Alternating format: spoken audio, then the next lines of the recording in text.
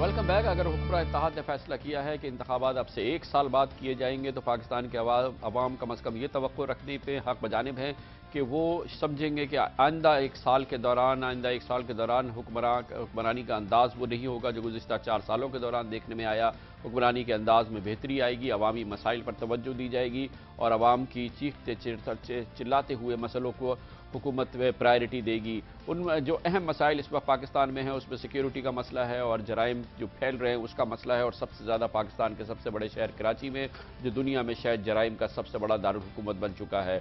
बुनियादी वजूहात इसमें मुख्तलिफ है, लेकिन इसे एक बड़ी वजह यह है कि पाकिस्तान के सबसे बड़े शहर में पुलिस का निज़ाम हुकूमत की चंद अहम शख्सियतों के इशारे पर चलाया जा रहा है। सियासी अंदाज में फैसले किए जाते हैं, तैनातियाँ सियासतदान करते हैं और ऊपर से लेकर नीचे तक सियासत की छाप नज़र आती है। यही वजह है कि कराची में जराइम हैं कि रुकने का नाम नहीं लेते और कराची का हर शहरी किसी न किसी जुर्म का शिकार हो चुका है और रोज़ाना हज़ारों शहरी इसका शिकार होते हैं। कराची में SHOs की तैनाती एक बहुत बड़ा ज़रिया है, ख़ास तौर पे जराइम की फैलने की वजह से और सियासतदानों का अपना असर रसूख करने के लिए, और करप्शन का एक बहुत बड़ा रास्ता है। ख़ास तौर पे कराची में पुलिस अफसरान की तैनाती, ख़ास तौर पे SHOs की तैनाती। कराची में पुलिस अफसरान किस तरह से तैनात हो रहे हैं, SHOs किस तरह से लगाए जा रहे हैं, इस पर हम आपको दिखाते हैं। हमारे नुमाइंदे खुसूसी सैयद आरफीन की ये रिपोर्ट।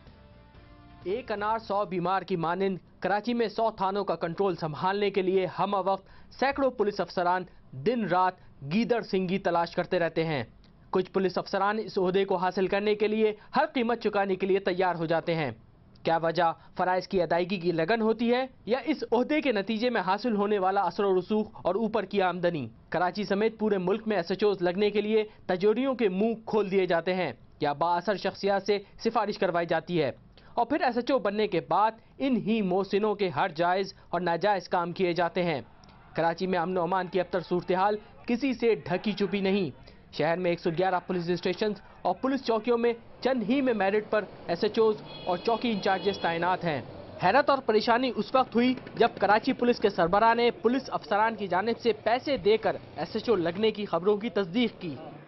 ये सही है। अब देखें ना, कंसिस्टेंसी होनी चाहिए। जब टेन्योर थोड़ा होगा तो फिर जाहिर है इस तरह की सोच भी आएगी लोगों में।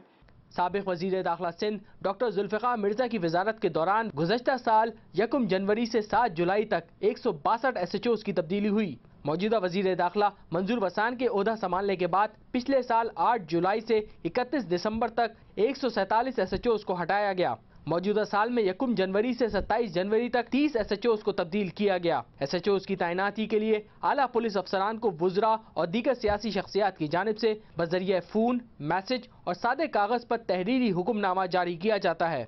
जहाँ वो इलाका जाते जहाँ पर लैंड माफिया बहुत ज़्यादा एक्टिव होती है, जहाँ पे ऐसे अड्डे काम कर रहे होते हैं, जैसे मिसाल को आपने रमी क्लब का बहुत मशहूर हुआ था आपका वाक़या, जहाँ नारकोटिक के बड़े बड़े अड्डे ले आ रही इन इलाकों के अंदर, तो यहाँ SHO बिल्कुल पैसे दे के लगते होंगे, लेकिन है ये यहाँ पे करप्शन होता है और सियासी वापसी भी होती है जो ये लोग तानियात किए जाते हैं, और बिल्कुल होता है इसका। वजीर दाखिला सिंध मंजूर वसान का दावा है कि वो थानेदारों की पोस्टिंग्स में कोई मदाखलत नहीं करते और आज भी उन्होंने असेंबली की फ्लोर पर इस बात का इयादा किया कि पुलिस में कोई सियासी मदाखलत नहीं है। मेरे आने के बाद पॉलिटिकल कोई भी इन्फ्लुएंस नहीं है। मैंने फ्री हैंड दे दिया है ताकि मुझे अमन चाहिए। जबकि दूसरी जानिब कराची पुलिस के सरबराह अख्तर हुसैन गोरचानी सियासी सिफारिशों पर SHOs की तैनाती का एतराफ़ करते हैं। बहुत ऑनेस्टली और फ्रैंकली अगर हम बात करें तो थोड़ी बहुत ये ज़रूर होती है पॉलिटिकल सेटअप्स में, छोटा मोटा आपको पता है ये तो होता है। आइडियली तो यही होता है, अगर कोई किसी की अंडर ऑब्लिगेशन आएगा तो डेफिनेटली फिर वो उन लोगों को लुक आफ्टर तो करते हैं, ये तो रियलिटी है। अब मैं और आप खाली बैठ के यहाँ कहते रहें कि नहीं जी ऐसा नहीं है, तो हमारे ना कहने से तो सिचुएशन चेंज नहीं होगी। हासिल होने वाली पुलिस दस्तावेजात के मुताबिक गुज़श्ता साल 8 जुलाई से वजीर दाखिला सिंध की सिफारिश पर मुबैना तौर पर 50 से ज़ायद SHOs को तैनात किया गया। सिंध के वजीर आला हाउस की सिफारिश पर मुबैना तौर पर 11, जबकि बिलावल हाउस के जारी परवाने पर मुबैना तौर पर 5 SHOs को लगाया गया। 108 SHOs کے نام مختلف اعلیٰ پولیس افسران نے تجویز کیے۔ صرف 26 تھانے داروں کو امتحان اور دیگر طریقہ کار کے تحت منتخب کر SHOs لگایا گیا۔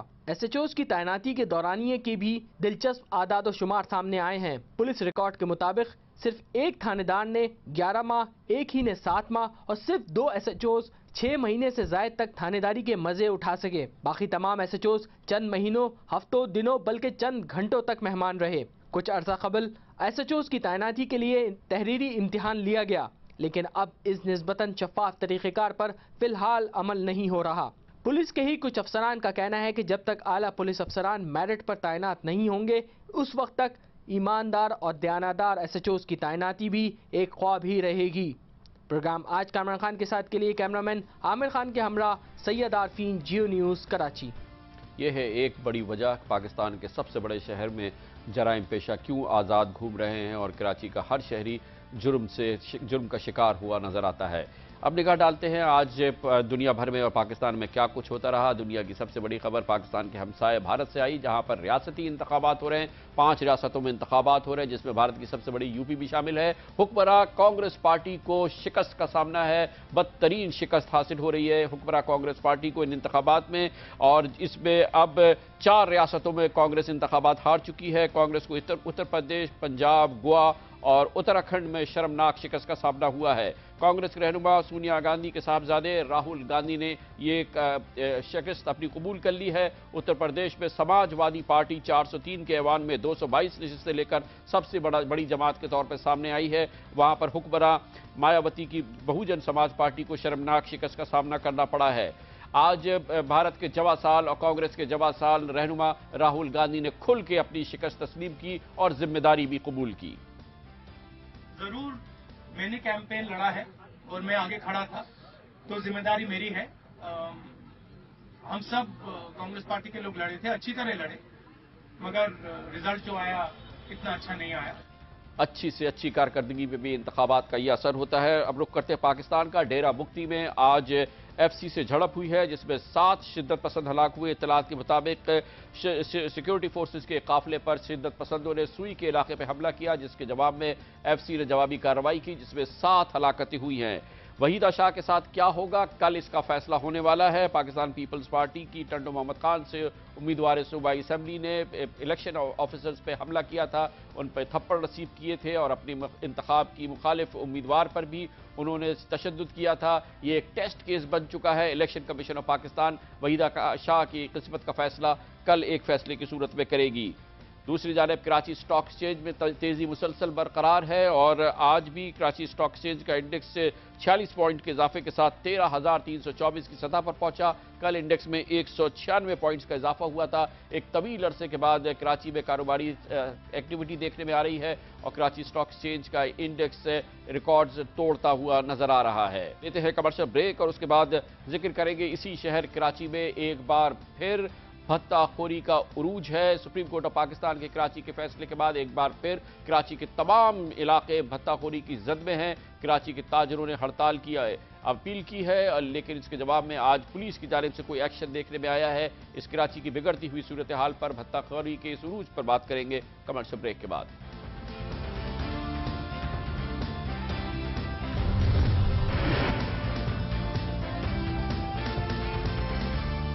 Welcome back. اب سے چند مہینے قبل سپریم کورٹ آف پاکستان نے کراچی کی سیکیورٹی کی صورتحال پر اور جرائم کی صورتحال پر از خود نوٹس لیا تھا اور ریکارڈ 3 ہفتے مسلسل کراچی کے حالات کی سماعت کی تھی، جس کے بعد سپریم کورٹ آف پاکستان نے احکامات دیے تھے اور جس کے حوالے سے کراچی میں مختلف اقدامات ہونے تھے۔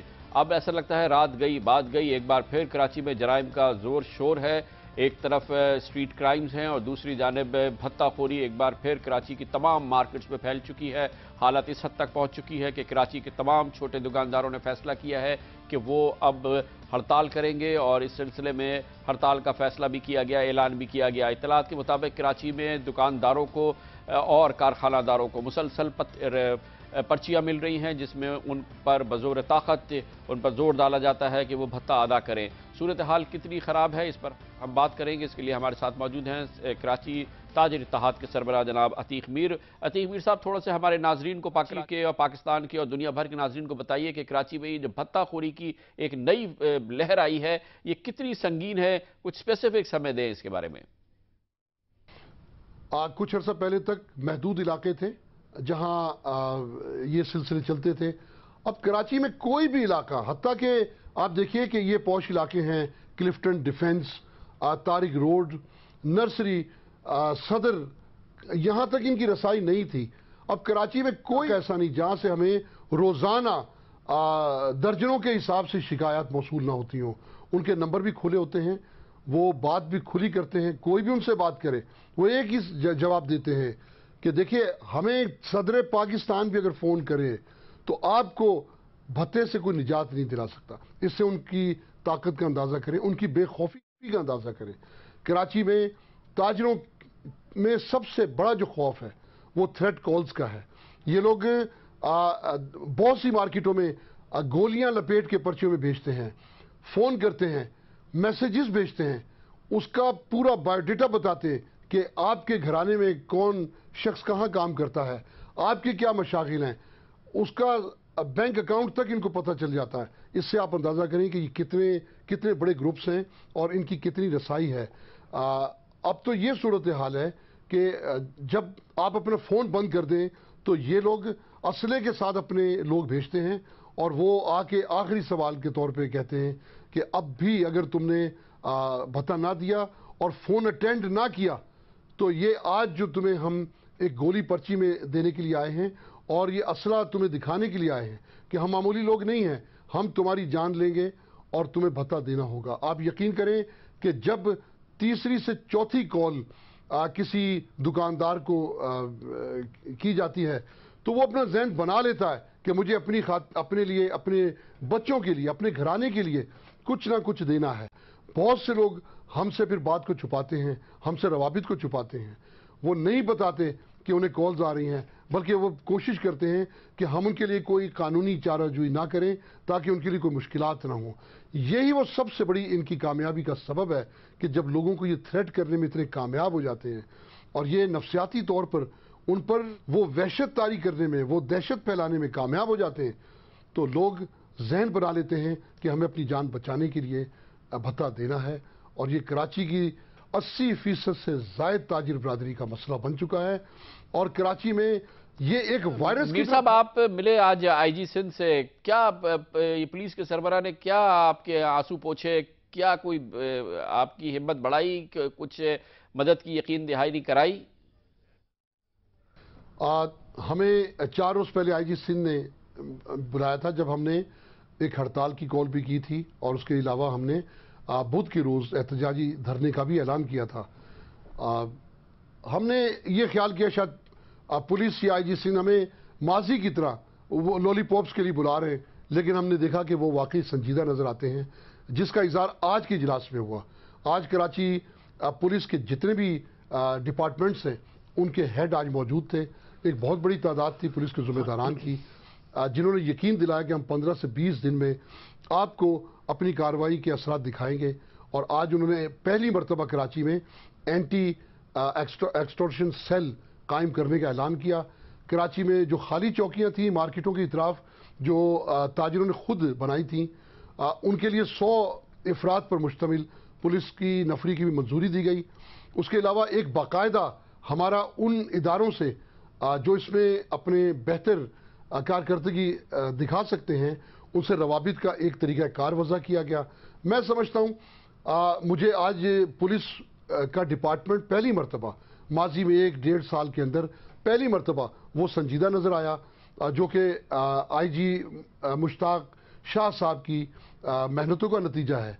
और आज हमें पहली दफ़ा यकीन हुआ, बल्कि ये एतमाद हुआ कि पुलिस अगर इसी तरह जिसका आज इजहार हुआ, उस इजहार के मुताबिक, उस अज़म के मुताबिक अगर कार्रवाई करे तो इंशाअल्लाह ताला ये इतना बड़ा मसला नहीं है कि जो हुकूमत से ज़्यादा या हुकूमत के इदारों से ज़्यादा। बहुत शुक्रिया जनाब अतीक मीर। ज़ाहिर है कि अल्फाज पे अगर अमल हो जाए, अल्फाज तो बहुत हैं और आज भी अल्फाज दिए गए जिस पे बेचारे ताजिर एतमाद करते नजर आ रहे हैं। अब पुलिस के सरबराह पर फ़र्ज़ है कि अपने इन अल्फाज पर, अपने इस अज़म पर अमल भी करें और कराची के ताजरों को, कराची के शहरियों को भत्ताखोरी से किसी हद तक तो निजात दिलाएं। लेते हैं कमर्शियल ब्रेक और उसके बाद जिक्र करेंगे करप्शन और अरबों रुपए की। करप्शन का जब बात होती है तो किराए के बिजली घरों की भी बात होती है। सुप्रीम कोर्ट ऑफ पाकिस्तान ने कई माह तक इसकी समाअत की है।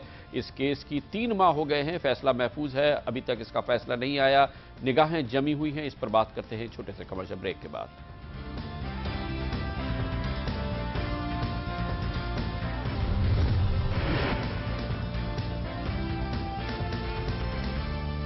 Welcome back. गुज़िश्ता 4 सालों के दौरान गजब करप्शन की अजब किस्से जो सामने आए हैं, उनमें सरे फहरिस्त अरबों रुपए की करप्शन के मामलात में रहा है किराए के बिजली घरों का मामला। ये हुकूमत की वो पॉलिसी है जिसमें मुबैना तौर पे अरबों रुपए की करप्शन की गई और पाकिस्तान में आज जो तवानाई के मसाइल हैं, बिजली के जो मसाइल हैं, उसकी एक बड़ी वजह किराए के बिजली घरों का ये मनसूबा बताया जाता है।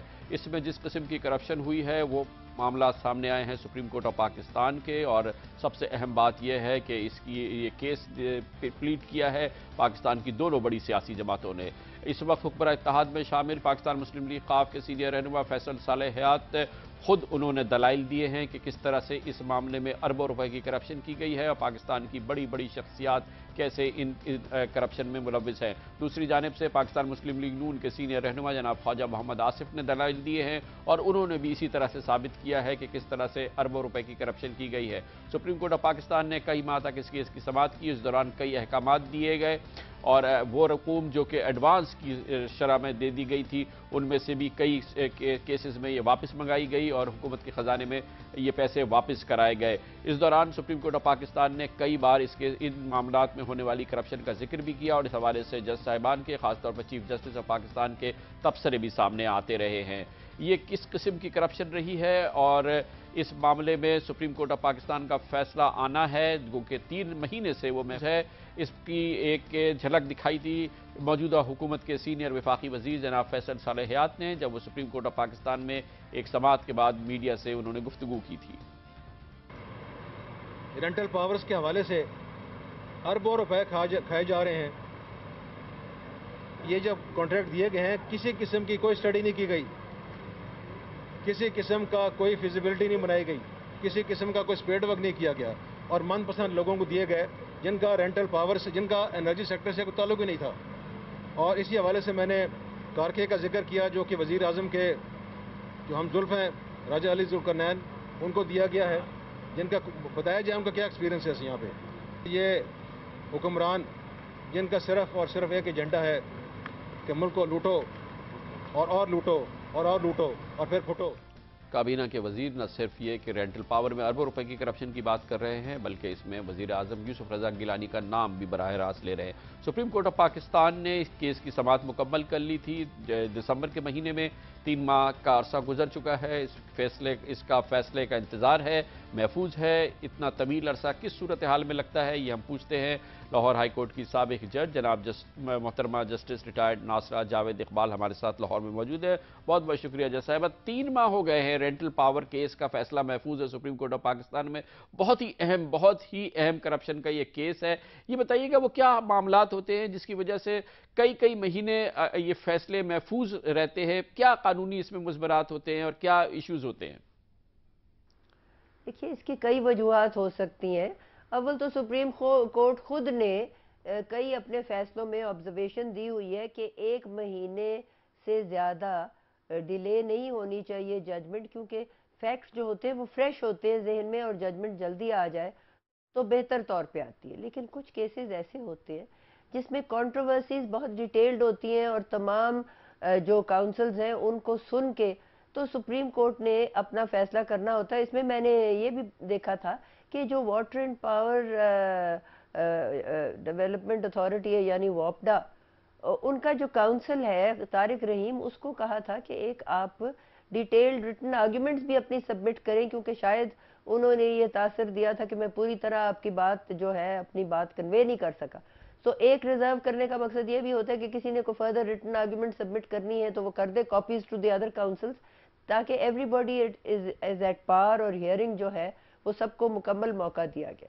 दूसरी ये बात होती है, अब जैसे ये मसला देखें, ये आरपीपीज का इतना है कॉन्वोल्यूटेड कि शायद इस पे कोर्ट चाहे कि कोई रिसर्च ज़्यादा करे कि और जुरिस्डिक्शंस में इस तरह के मामलात को कैसे सुलझाया गया। फिर आप देखें ये कितना सेंसिटिव मसला है, कितनी सारी हमारी इंडस्ट्रीज जो हैं वो तो बिल्कुल ही हो गई है ख़त्म पावर जनरेशन की शॉर्टेज की वजह से। फिर इसमें ये भी है कि फ्यूल सप्लाई क्यों नहीं आई और ये किसका ज़िम्मा है। फिर ये भी है इसमें कि ये सर्कुलर डेट जो है ये डिस्चार्ज क्यों नहीं हो रहा। तो इसके इतने सारे एस्पेक्ट्स हैं। और फिर यही देखिए ना कि ये सुप्रीम कोर्ट जब से ये बहाल हुआ है, हर मामला हर पार्टी सुप्रीम कोर्ट के पास लेके आ रही है। मैं समझती हूँ इतना ओवरबर्डन्ड सुप्रीम कोर्ट दुनिया की किसी जुरिस्डिक्शन में नहीं है जितना हमारा। बहुत शुक्रिया जस्टिस रिटायर्ड नासरा जावेद इकबाल हमें बता रही थी कि क्या वजह है कि 3 माह हो चुके हैं रेंटल पावर केस का सुप्रीम कोर्ट का फैसले का ऐलान नहीं हुआ है। इसके साथ ही हमारे आज के प्रोग्राम का इख्तिताम होता है। कल आपसे फिर मुलाकात होगी। कल तक के लिए कामरान खान को इजाज़त। अल्लाह हाफिज़ नासिर।